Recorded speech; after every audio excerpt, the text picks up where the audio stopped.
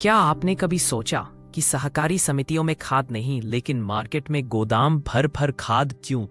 सरकार सब जानती है लेकिन चुप क्यों है? ये कहानी खोलेगी काला बाजारी का सच। क्यों? अच्छा सवाल दिमाग में उलझन पैदा करता है और काला बाजारी का सच वादा करता है कि कुछ बड़ा जानने को मिलेगा। छोटे से गांव में रामलाल नाम का एक किसान रहता था। रामलाल की उम्र 45 साल थी और उसके पास 5 एकड़ जमीन थी। वह हर सुबह उठता, खेत में जाता और सोचता कि इस साल अच्छी फसल कैसे उगाए। 2025 का सितंबर महीना था और खरीफ का मौसम शुरू हो चुका था। रामलाल को धान की फसल के लिए यूरिया और अन्य खाद की जरूरत थी, लेकिन जब वह गांव की सहकारी समिति में गया तो वहां बोर्ड लगा था, खाद का स्टॉक खत्म हो गया है। रामलाल ने समिति के मैनेजर से पूछा, भाई साहब खाद कब आएगी? मेरे खेत सूख रहे हैं। हर रोज सुबह से शाम तक इंतजार करता हूं लेकिन कुछ नहीं मिलता। मैनेजर ने सिर झुकाकर कहा, रामलाल ऊपर से सप्लाई नहीं आ रही। सरकार कह रही है कि खाद बन रही है लेकिन यहां तक पहुंच नहीं पा रही। तुम बाहर बाजार से देखो लेकिन वहां दाम बहुत ज्यादा है। सरकारी रेट 265 रुपए प्रति बैग है लेकिन बाजार में 800 से 1000 रुपए मांग रहे हैं। रामलाल घर लौटा और अपनी पत्नी से कहा, इस साल फसल अच्छी नहीं होगी। बच्चे की पढ़ाई का खर्चा कैसे निकलेगा? पिछले साल भी यही हुआ था, जब खाद न मिलने से आधी फसल बर्बाद हो गई। उसकी पत्नी ने कहा, पिछले साल भी यही हुआ था। खाद क्यों नहीं मिलती? कंपनियां तो बहुत बनाती है ना, और सरकारें तो चुनाव में वादा करती हैं कि किसानों को सब मिलेगा। रामलाल ने सोचा, हाँ भारत में खाद का उत्पादन बहुत होता है। 2025 में भारत का उर्वरक बाजार 10.8 अरब डॉलर का था और 2030 तक ये 14 अरब डॉलर तक पहुंचने वाला है। लेकिन फिर भी किसानों तक क्यों नहीं पहुंचता? वह गांव के अन्य किसानों से मिला। सबकी एक ही समस्या थी, खाद की कमी। एक किसान ने कहा, सुना है कुछ लोग खाद को छिपा लेते हैं और महंगे दाम पर बेचते हैं। ये काला बाजारी है और ऊपर की सरकारें एक दूसरे पर आरोप लगाती रहती हैं, लेकिन समस्या हल नहीं होती। रामलाल ने तय किया कि वह इस समस्या की जड़ तक जाएगा। वह शहर की तरफ निकला, जहां बड़े गोदाम और दुकानें थीं। रास्ते में वह सोचता रहा कि खाद कैसे बनती है और किसानों तक कैसे पहुंचनी चाहिए।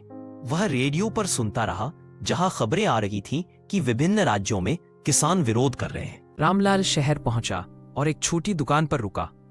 वहां वह एक बूढ़ा आदमी बैठा था, जो पहले खाद कंपनी में काम करता था। रामलाल ने पूछा, चाचा बताओ ना, खाद कहाँ बनती है और कितनी बनती है? मैं तो समझ नहीं पा रहा कि इतनी कमी क्यों है।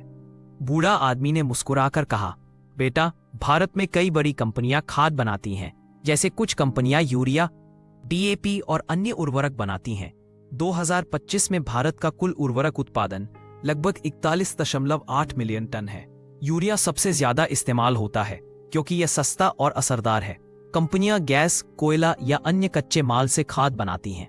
हर फैक्ट्री में रोज हजारों बैग बनते हैं और ट्रकों में लोड होकर भेजे जाते हैं। रामलाल ने पूछा, फिर इतनी खाद बनती है तो किसानों तक क्यों नहीं पहुंचती?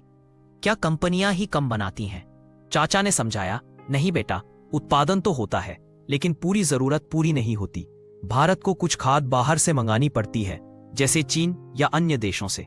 लेकिन 2025 में वैश्विक समस्याओं की वजह से आयात कम हो गया है, जैसे जहाजों की समस्या या ऊर्जा की कीमतें बढ़ना। कंपनियां खाद और सरकार को देती हैं ताकि सस्ते दाम पर किसानों तक पहुंचे, लेकिन बीच में समस्या आ जाती है, जैसे परिवहन में देरी या गोदामों में छिपाना। रामलाल ने और पूछा, कंपनियां कितने दाम पर बेचती हैं? चचा ने कहा, कंपनियां खाद को थोक में बेचती हैं। जैसे यूरिया का उत्पादन लागत लगभग 200 से 250 रुपए प्रति बैग होती है, लेकिन सरकार सब्सिडी देती है ताकि किसानों को 267 रुपए में मिले। लेकिन अगर बाजार में बेचें तो दाम 500 से 1000 रुपए तक हो जाते हैं। समस्या यह है कि कुछ लोग सरकारी खाद को बाजार में बेच देते हैं और मुनाफा कमाते हैं। रामलाल ने सोचा, तो समस्या उत्पादन में नहीं बल्कि वितरण में है। वह आगे बढ़ा और एक ट्रांसपोर्टर से मिला। ट्रांसपोर्टर ने कहा, खाद फैक्ट्रियों से ट्रकों में लोड होकर गोदामों में जाती है, लेकिन कभी कभी ट्रक रास्ते में रुक जाते हैं क्योंकि कुछ लोग उन्हें रोककर खाद चुरा लेते हैं या अलग जगह भेज देते हैं।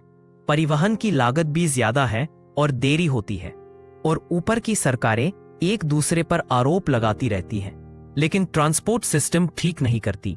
रामलाल अब समझ रहा था कि आपूर्ति श्रृंखला में कई कड़ियां हैं, उत्पादन, परिवहन, गोदाम और फिर सहकारी समितियां। लेकिन अगर कोई कड़ी टूट जाए तो किसान तक खाद नहीं पहुंचती। रामलाल शहर के एक सरकारी ऑफिस के पास पहुंचा। वहां वह एक क्लर्क से मिला और पूछा, सरकार खाद के लिए क्या करती है? क्यों हर साल यही समस्या आती है? क्लर्क ने कहा, सरकार न्यूट्रिएंट बेस्ड सब्सिडी NBS योजना चलाती है। 2025-26 के लिए 1.84 ट्रिलियन रुपए की सब्सिडी दी गई है।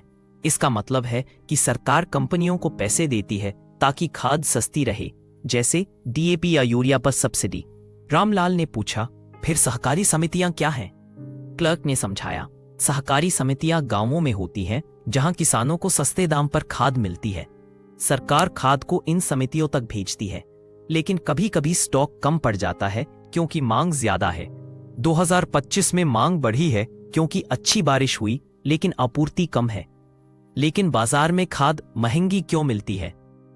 और सहकारी समितियों में तो खाद खत्म हो जाती है, लेकिन मार्केट की हर दुकान में गोदाम भर भर खाद क्यों दिखती है? आखिर उन्हें ये खाद कहां से मिलती है?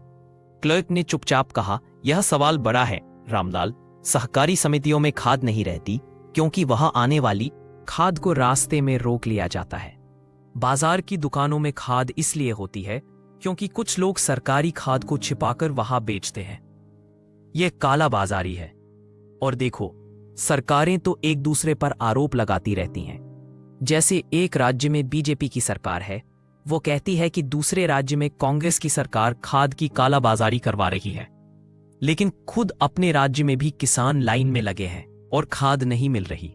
दोनों तरफ एक जैसी समस्या है, लेकिन आरोप लगाकर अपना चेहरा साफ करने की कोशिश करती हैं।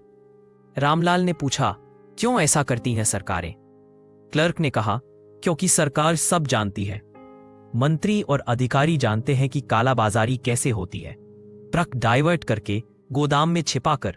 लेकिन जब दूसरे राज्य की सरकार पर आरोप लगाती हैं तो अपनी जनता के सामने अच्छे लगते हैं, जैसे हम तो साफ हैं, वो भ्रष्ट है का नाटक।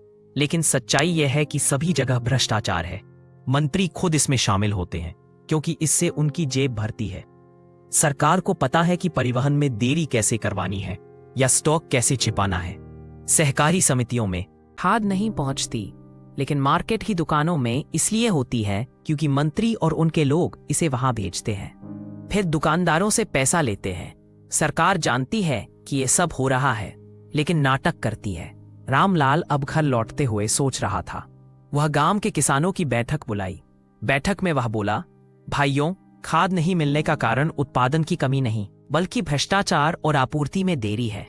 सरकारें एक दूसरे पर आरोप लगाती हैं, लेकिन अपनी गलती नहीं देखती। जैसे बीजेपी वाले कांग्रेस पर कहते हैं तुम भ्रष्ट हो, और कांग्रेस वाले बीजेपी पर, लेकिन दोनों जगह किसान परेशान है। सहकारी समितियों में खाद नहीं, लेकिन मार्केट में गोदाम भर भर खाद क्यों? इसका मतलब सरकार ही कालाबाजारी कर रही है। मंत्री ज्यादा भ्रष्ट हैं क्योंकि वो सिस्टम चलाते हैं। हमें मिलकर आवाज उठानी होगी। रामलाल ने छिपकर जांच शुरू की। वह एक गोदाम के पास पहुंचा जहां ट्रक आते जाते थे। वहां वह देखा कि एक बड़ा अधिकारी, जिसे हम मंत्री जी कहेंगे, अपने आदमियों से बात कर रहा था। मंत्री जी ने कहा, इस साल खाद का उत्पादन अच्छा है, लेकिन हम इसे सहकारी समितियों में न भेजकर गोदाम में रखेंगे, फिर बाजार में महंगे दाम पर बेचेंगे। एक बैग पर 500 से 700 रुपए का मुनाफा। हम जानते हैं कि दूसरे राज्य की सरकार भी यही कर रही है, इसलिए उन पर आरोप लगाते हैं ताकि हम अच्छे लगे।